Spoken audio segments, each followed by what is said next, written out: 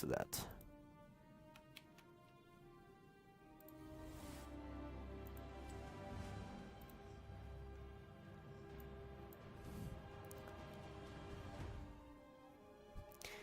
And once again, we have the ban at the beginning against ETC. So banning out those tanks allows a potential Tyrande for you, or of course on certain maps, maybe an early fall stat.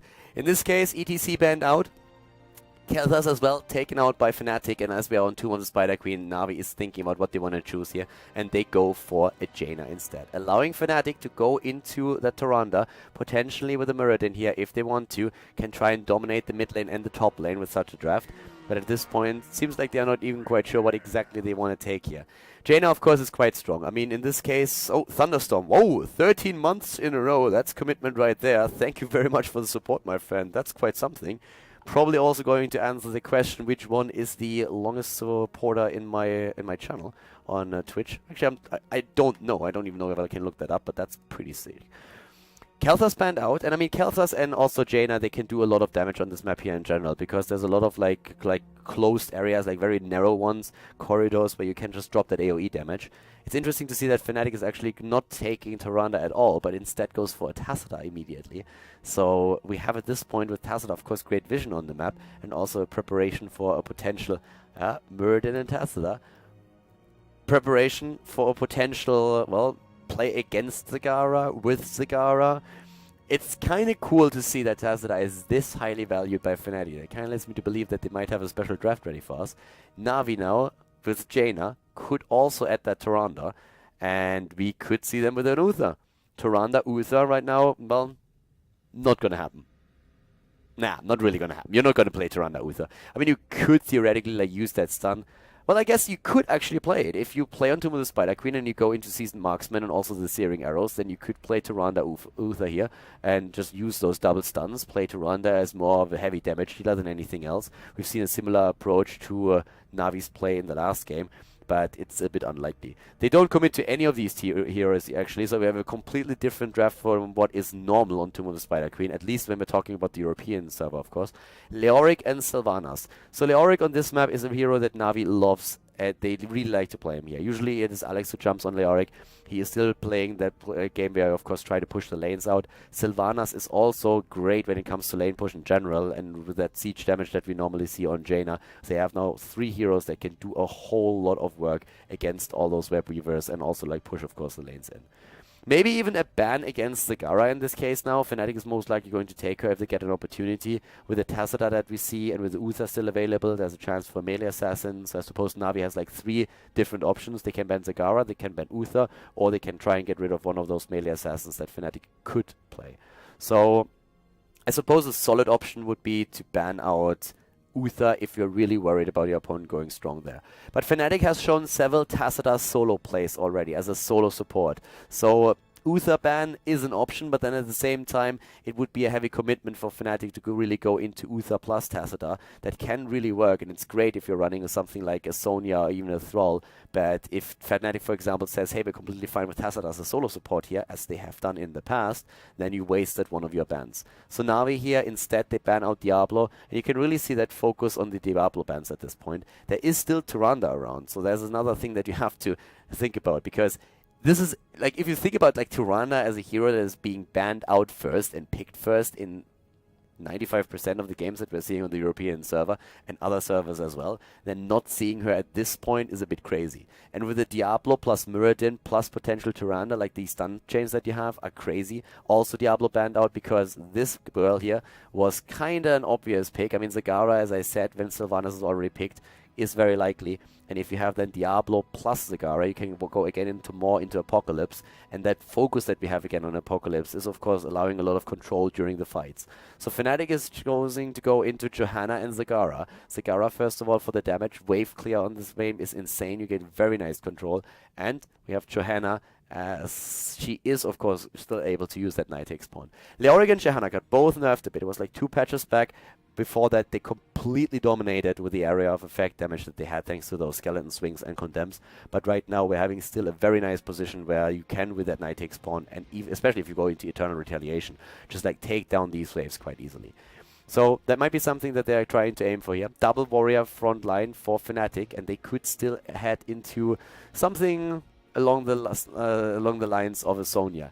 Then again, you have to think about what they currently do not have, and it is really a heavy dedicated support, and that's what Fnatic did. They used Uther, and with Uther in play, they just said, okay, Uther, we're going to take Sonya. We're going to take it away from you. You're not going to get it. You can play a Sonya with a Tacita as a solo support, but it's of course always a bit safer to have the Divine Shield ready for her. And it would also force your hands a bit in terms of the build. So you couldn't go for those Aftershock talents on level 13 and level 16 for the Slam talents. You instead would have to go into Nerves of Steel on 16 and on level 13 maybe even drop that Spell Shield depending on what your opponent is running. In this case right now, they could decide to go in a very aggressive Sonya play. We have seen even follow through on level 7 taken over the Ferocious Healing on Sonya. Uther for now gives them the safety that they need with that. And Fnatic, they can go into a second support if they really want to. I doubt that they're going to do it. A bit more damage seems more likely. Reyna is great with the Hyperion. Vala has a little bit more wave clear that she can use thanks to the multi-shot build. Not sure if they would really commit to another melee assassin. I mean, we have seen all kinds of things here. We've seen Zeratul on this map quite a bit, especially when, of course, that Season Marksman build on Zeratul was the most popular play. But right now, it seems like additional range damage would be quite solid. And it's a false set in this case. So they let a bit of the potential wave clear go that Vala would offer them, and instead go into the single target damage and the mobility. One of the disadvantages that Reyna has over Falstad is that it doesn't have an escape. Falstad has the barrel roll and can use that, so that helps. And Mighty Gus can also, of course, be a great tool, just like Isolate and Hero, which we've seen several times. That said, we go into game number 3. We have a 1-1 in the best of 5 series between NaVi and Fnatic. And guys, let's find out together which team is going to take the lead here in Tomb of the Spider Queen. Tyrande not taken nor banned. All right. Okay.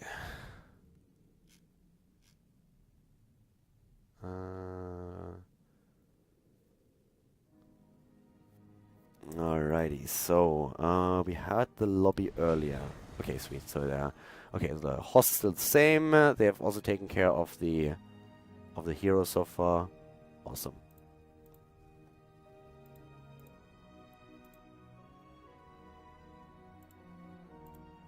Okay, cool. Let's go into this. Let's go into our third game and check out who is going to take that here. That should actually be a very fun one. I love these teams on Tomb of the Spider Queen. The next maps, by the way, would be Battlefield of Eternity. We're going to see that for sure. And we could see Sky Temple as the final map, of course, if it goes for the full duration. Okay, they are starting to talk, I guess, in Swedish. I can't help you out there, boys. Yeah. Not certain what's going on at this point, but... Sweden, Denmark... They hit the button and the countdown is running, so that's all that matters for us for now, I suppose. But yeah, that's... I don't really know what that meant. Anyways, Tomb of the Spider Queen, coming up next.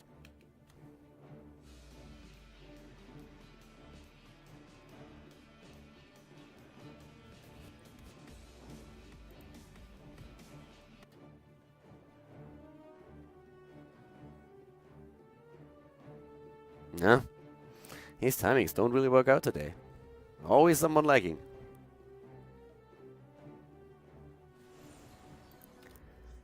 Game 3 in the best of 3 series, in the best of 5 series, here at the Heroes Battle Arena Grand Final, NaVi versus Fnatic. An awesome game overall. I mean, these two teams are just amazing, and seeing them going toe-to-toe here in the European scene is great.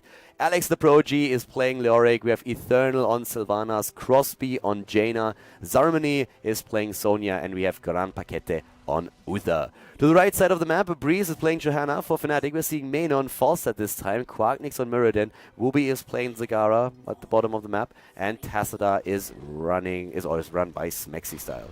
So this game is going to decide which team is going to take the lead here in this series. With Win as a level 1 talent for Sylvanas, no barbed shot, which is of course still an option and very popular, especially in the North American scene as the level 1 talent. We're having a Season Marksman build for Falstad, very normal build for him. The auto attack build is very commonplace. Very rarely do you see deviations from it. Cloud9 usually runs a bit of a different build, which we've seen in the Chinese scene played since they are of course currently participating in Gold League. I guess at this point not anymore. We're having a double Conjurer's Pursuit taken on the side of NaVi, and well, Reanimation of course as well to add another stacking talent to the process. Shot of Fury for Sonya on level 1, and besides that we have nothing too crazy picked yet, but we've seen a few very nice adjustments throughout the last few games, so we could see that of course again happening in this game. For now it is a move to the bot lane with 5 heroes trying to get an early kill, but yeah, Grandpa Keta and his boys, they were paying attention. So NaVi, they lost the last match, they lost on Infernal Shrines. Now we have the teams going straight for this map, and this is like one of those maps which is actually quite fun, because you can get quite far ahead if you are taking one of those early web weavers, and then if you get the second set before your opponent turns in, like the snowball that you could achieve is very strong. Crosby, Eternal, Zarmini and Grandpa Keta, they are already in position. We have the rest of the team now also just like rotating around, and it's just basically the attempt to get as many of these stacks going as you possibly can. And normally we have the rotation between the middle and the top. Oftentimes when the Zagara is against you, you rotate towards the Zagara lane, which is exactly what they are doing right now. So for Fnatic it is a rotation between top and mid lane, and for their opponent, for NaVi, we are seeing a rotation between middle and bottom, because you're always hoping that you can first of all take down Zagara, but more importantly, getting rid of those creep tumors is a pretty nice thing. It starts to become a bit funny when the teams are meeting each other, and that's happening at the bottom lane right now. So yep, there we have our little battle already starting. Level 4 talents, of course, are going to be... level 4 talents is actually like one of those moments when you can start to get the turn in. I mean, Sylvanas, for example, is not going to unfold her pushing power until she reaches level 7 with the Unstable Poison. That's going to be an important talent for her. We're going to see the Snowstorm for Jaina on level 4, there's no doubt about that, since this is one of the best Snowstorm maps that you have. When Jaina players started to go away from Arcane Intellect and heading into Snowstorm, this was the map where most of the time it happened first. And for now we're actually seeing like Grease moving in again, Stone Skin already activated, rocking that Johanna here, and he went into Eternal Retaliation, which can especially later on with those Web Weavers help you with the wave clear. The cooldown reduction that you get on the Condemn, depending on how many minions or opponents you hit with that Condemn, is actually very, very solid. Some players go so far as to take Battle Momentum too, and that's of course a great talent if you want to get as much of those Condemns out as you possibly can. Of course there's also a few other things to consider. It's not only Condemn that it's good for, but it definitely drops that particular cooldown to a ridiculous amount. We have Fealty Onto Death taken as a level 4 talent. It is an adjustment that is made on nearly exclusively this map by a few of the pro teams, especially NaVi.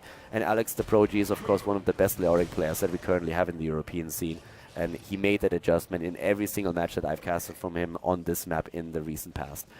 Back in the day, like when Leoric first emerged in the scene, it was mostly Hardened Bones on level 4, which we still see on every other map, and then Lingering Apparition that was taken as a level 7 talent.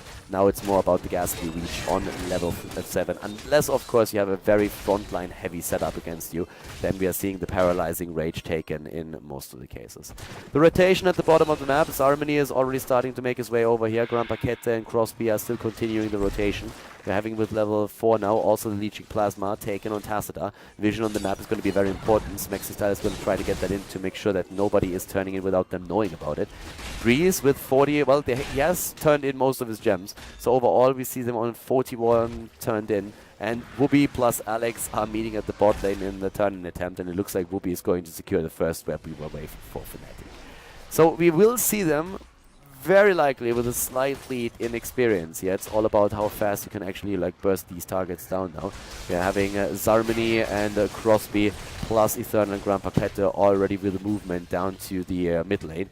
Down at the bottom actually, Alex has taken over after he abandoned top lane in favor of the other heroes that are rotating again. Here comes the Ghastly Reach now, and we have Unstable Poison just in time to help out with the Web Weavers.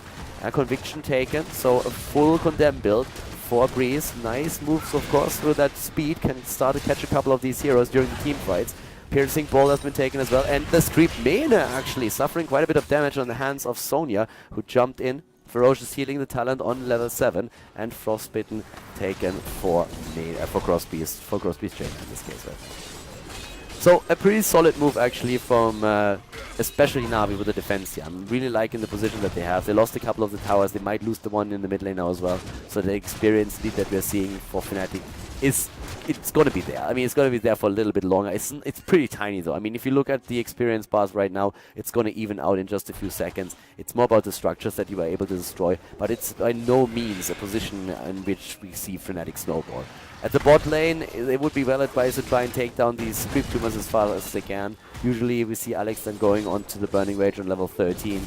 He has 34 gems and would love to turn those in now. But Jaina is taken out, so Fnatic is starting to get a couple of kills in here. First one in the game, actually. And also the leading experience. Now, once again, I want to highlight this. We had a couple of best of threes played by these two teams, and so far, if I'm not mistaken, Navi was able to secure 2 of those.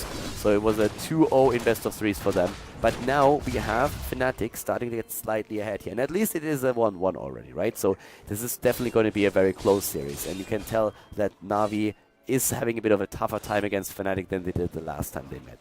Of course, they also had a bit of an advantage since the lineup of Fnatic has been around for a bit longer, and therefore you could prepare for an opponent specifically. Nobody really knew too much about the Navi setup except for the people that they scrimmed, but they still had a couple of strategies saved up there. And right now we are having just this fight going on for the top position, the pole position in the European scene. Eternal down at the bottom lane now. We have Whoopi still in position to try and push this back. Eternal is going to try to at least take down as many of the creep tumors as he can, but just his ability alone to burst down a wave is going to be great. No turn in for Navi because we see that level 10 ability on the side of their opponent. So with this we are now also having Blessed Shield, Mighty Gust, Avatar, Maw and Force Wall in play. They move again into the middle of the map. Level 9 versus 10, and this is that snowball approach that we're seeing. Web Weavers are moving into lane, and even before the Web Weavers arrive, we have already a fort eliminated. Navi was not willing to move in and try to defend this, just simply because they wanted to get level 10, and also, of course, because they were a bit afraid of all those zoning talents that we have. It's not only that Maw and the Force Wall that could isolate a hero, but also the Blessed Shield that Johanna can just throw out whenever there's a target that she thinks they can get in time. So for now, another fort is being dropped, and this is a very solid lead in experience for Fnatic here already. They're starting to play an extremely solid game. We have Wailing Arrow already chosen as the level 10, Ring of Frost, plus Wrath of the Berserker this time. Now we're not seeing the deep, not really the commitment that you want to make as a Sonya in this particular setup. There's very little to combo that off. We don't have a Diablo, the Apocalypse that we have seen in the last few games where Leap was played. And also, of course, in this case now, we have on the side of Leoric, as he is playing in a very, very focused attack setup, we have him with the March of the Black King, which is usually going to be able to keep him alive for a bit longer.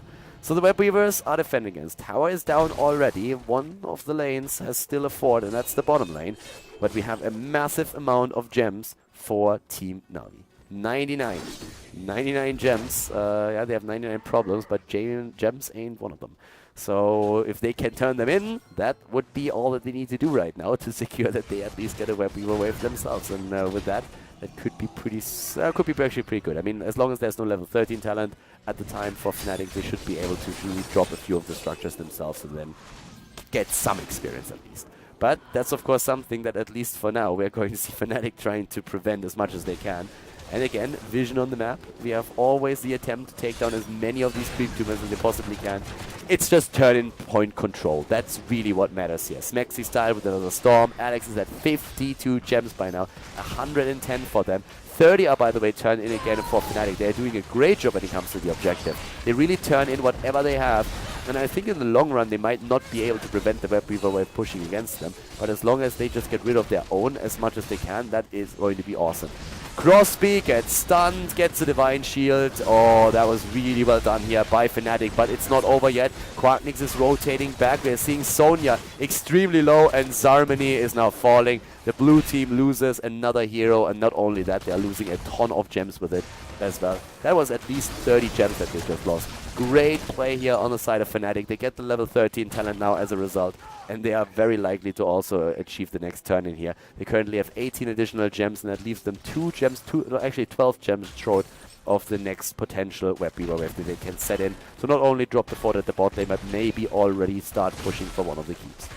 The level 13 talent with Prescience, Mutalisk, Thunderstrike, Giant Killer, and Burning Rage has also been secured now. And they are moving in again. They go straight for Crosby. This time there's no Divine Shield ready. Can they zone him out? Nah, they can't. Apparently the cooldown was a little bit too long for Breeze to really get another condemn, and if they would have been able to get that, of course, then it would have been a very, very easy move into a potential kill against her. But now level 13 talents are still strong for them. They're going also for a few camps. Nope, they're not going to take it yet. But they eliminated the fort, and that was the most important part. Over here, the turn-in, Smexy style. It was a bit unfortunate. He actually was in the mid lane because he was supposed to make sure that there's no turn-in. But of course, he has to take care of 2 of those, and it was a little bit tricky. Sylvanas was sneaking in just between Oracles, and there was no vision. So now they have to deal with the Web Weaver wave, which they should be able to deal with. I mean, look how far these lanes are already pushed in. This bot lane, for example, is not going to do anything, like nothing at all. The one in the mid lane, that's the one that they could start a fight over, but first of all, the top lane could be bursted down, because it's still going to take quite some time for the Web Weaver in the middle to reach the structures. So the Gara is currently doing her work up at the top, and yeah, you can tell how fast she is able to burst that down, especially, of course, with that Mutalisk. In the mid lane, a bit of stalling happening. Web Weaver is already down. That turn-in didn't do anything. It bought a bit of time. It allowed them to get level 13, I suppose. So that's true. That's definitely true, and it's also important. And with a level 13 talent, they should be able to go and contest. 23 gems, then again, for the opponent. The bot lane is actually the one that's being pressured by the Web Weaver. The bot lane that was pushed in the most. But with them just like focusing at the top, this Web Weaver was the only one who had an opportunity to at least go in. But yeah, level 15 versus level 13. Nice lead in experience for Fnatic, and they are going to try to turn in once again. So we have Quacknix already moving down to the bot lane. Of course, at this point, you kind of assume that your enemy is attempting to at least control 1 or 2 of those turn-in spots. So they just move down to the bottom of the map and use the space that was created to take now the Siege Giant camp. And with the Siege Giant camp, we see the bot lane pushed, and that is a lane without a fort. So they go in again. They try to go for Tassadar this time. It is NaVi. The blue Web Weavers are descending once more. They had the amount of gems that they needed. Fnatic could have actually turned in. This is a double Web Weaver wave now on the side of Fnatic. On the side of NaVi. I mean, yeah, they of course lost a fair amount of gems earlier when Sonya died, but they still had enough to go for the turn-in, and they also have enough to nearly secure themselves a 3rd turn-in. If they are able to get a few more, then they would be able to do that. It's a bit weird to see that Fnatic didn't even try to turn in at the bottom spot, because they had a chance to do that, and yeah, they didn't realize that apparently. They still burst down these waves, and I mean, if you look at experience, they are super close now to level 16, and with Breeze just moving in with another condemn in the mid lane, that's also now the approach to just like take that Spear Bigger down too as fast as possible. And look at the structures.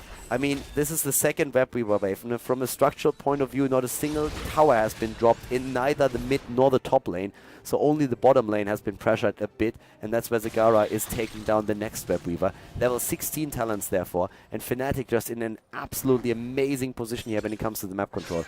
Level 23 gems against 15. Quacknix now once again in position. They're seeing now the Sins exposed, the Holy Renewal, not the Sins exposed, on the level 16 talent. We have Hammer Time, Stone Form, the Brute Expansion, and the Dimensional Warp. And this is really the time for Fnatic to turn in again and get another Web Weaver wave. Not only do they get the lane pressure, but they also get, of course, then the level 16 talent as an advantage, pushing these particular positions. And this is where they are going to try and get maybe even the first key. 45 gems, that's what they still have here. So that's another moment where they can attempt to just like, well, as long as they don't die, take away for 2 down, and then on the retreat, turn in again. I think they need 65 with the next move, so that's another 14 gems that they would need for that. We have currently at the top lane Breeze with, yes, he alone has 33, so he's not allowed to die here. Web Weavers are there, mid lane, Sylvanas is trying to push them away, but now the keep is being attacked as already mentioned, and this is going to be a really rough defense for NaVi. I don't think that there's a chance they can hold this one, and no, I mean, it's down within seconds.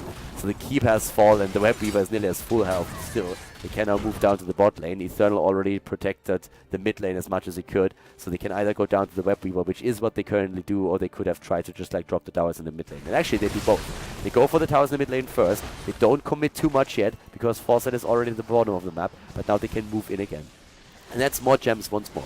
So they get a few more gems now as well with this defense here. And they can go through this wall. I don't think they will be able... Well, actually, they could be able to drop the second keep. Eternal had to use the Haunting Wave already, and that allows them to push in even deeper. There is no level 16 yet, so Breeze at the front once again, but the Web Weaver is nearly eliminated. So they are starting to retreat. Sonya moves in, Wrath of the Berserker, but they start to zone, and they have now the Force Wall as well. So 65 gems are needed, and they have 57 already. They even take the camp away. The Bruiser camp is now being attacked. And with them taking this one down, Breeze is already at the bot lane securing additional gems for the team. 81 on the other hand for NaVi. And NaVi is... They were moving towards the turning point for a moment, but now they are all retreating again. 61 gems. They need another. They have 63 now. 1, 2 more, and that's it. That's all that they need. They already turned in the first few. Yeah, but they need a little bit more than that, of course. So at this point, they're just like getting rid of as many as they possibly can, and especially Breeze is probably quite happy that he was able to turn in here, because let's face it, if he dies with 35, 37 that he had at the end, then it would be very, very annoying for them. But level 16 versus level 16 talents, if you want to turn in, then you have to rotate away from your opponent. Nice force wall, actually. Isolating Zarmony, putting a bit of pressure on him, but with the Mystical Spear, he gets away. And as I say, they dive deep for him, but now the turnaround attempt with the Divine Shield on Sonya. We have on level 16 Nerves of Steel taken for her. Cold Embrace for the burst. Again the zoning, but the spear is ready. The kill maybe? Yes, against Alex. The Auric is down. Now they attempt to go for Zarmony again. A good more as Grand Paquette is isolated. That's a triple kill. And they go for the fort. They go for the keep actually at the bottom lane. Well, for a second I was really thinking they could try and go for a core here, but no. They go for the keep. They burst the one down at the bot lane. They could now even rotate into the middle and maybe take a few more. But they have at least the gem count that they can now utilize again to get another Web Weaver wave. With a level 20 talent, I guarantee you, they would have gone for core right away. But in this situation, it was a bit safer to just simply go for a keep, take it down, and then, of course, have that last remaining lane in the middle. The rotation back is happening. Theoretically, they could have approached the boss, but I don't really think it would have been a smart play. It would have been a very risky play, that much is already certain, and therefore they didn't really try and do anything like that. It would just have been a bit too much. So, yeah, for now, we have them just like moving back. Actually, as we are talking about boss, a Hail Mary move now.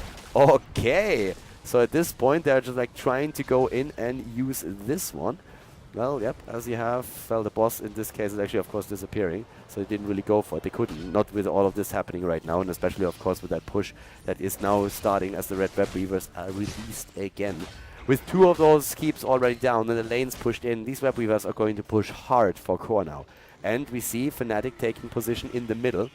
And with them taking position in the middle of the map, they are of course attempting, well actually, Gus is starting to rotate to the bot instead. Yes, they do. They actually start to threaten core, and the Web Weaver in the middle will also threaten keep at the same time. Quacknix jumping in again. Zarmony, not stunned out yet, so there was a stun against Quacknix first, but still they have their setup ready, and Zarmony gets the Divine Shield. Yep, well done here, baiting that out already. Web Weavers in the mid lane are also starting to drop now the keep, and as the Maw is capturing one, there's the Wind Tunnel being used on level 20 with the extra talents here, and they go for the core. They're trying to drop it, and they will be able to make that happen with all those Web Weavers moving in. There's absolutely no way for NaVi to win this. A 2-1 lead in the best of 5 series now in favor of Fnatic. Well played, GG, and let's go straight into game number 4. Solid. Very, very well done here. So, yep, great job here on the side of Fnatic. So they